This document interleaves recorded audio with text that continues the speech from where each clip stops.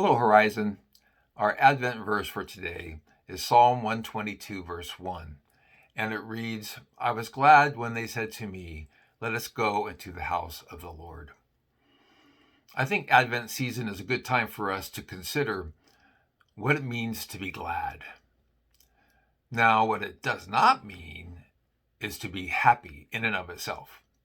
Happiness can accompany gladness, but it is not gladness on its own. Happiness really depends on happenings or circumstances. There's many things that make me happy.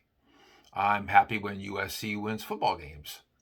I'm happy that I'm in second place in our fantasy football league, or I'm happy when we go to Handel's ice cream.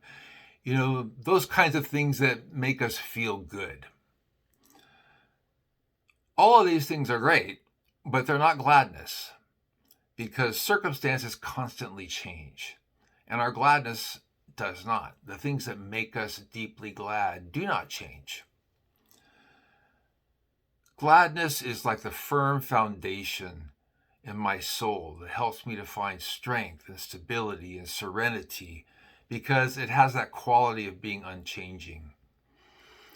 The Bible basically calls it shalom, which means peace and harmony, wholeness, completeness, and tranquility.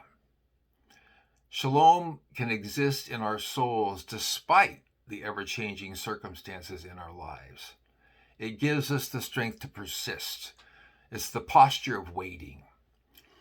And we all have both similar and different sources of shalom. Some of the sources for me are my family.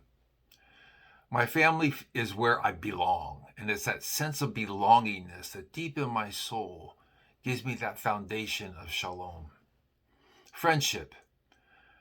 Those people who stand beside you, thick or thin, again, that give you that sense of security, serenity deep in your soul. Creativity. I was a worship pastor for many years, and singing and writing songs, and other than that, painting,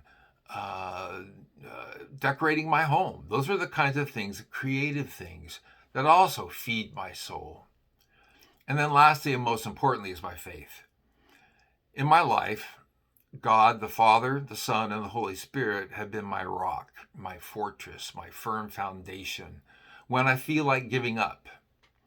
I've had two very significant experiences of depression and anxiety that lasted for 3 years each, where nothing made me happy, essentially.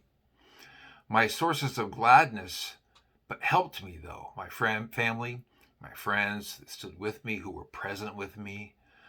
But nonetheless, it was still a horrible pit, like the psalmist says in Psalm 40. I'd come home from church after leading worship, and I'd go up into my room and I'd just cry, because that's all that was in my heart, was to cry. But during both of those 3-year periods, Jesus was my tether. He was the one who I held on to. Going into the house of the Lord were times when I would sense even the tiniest moment of shalom. And it was a reminder to me that God was there. I wish I could say I felt God during that time, but I mostly did not. Like the psalmist, I would cry out, how long? Lord, why? Why me? When's it going to stop? When are you going to get me up out of this horrible pit?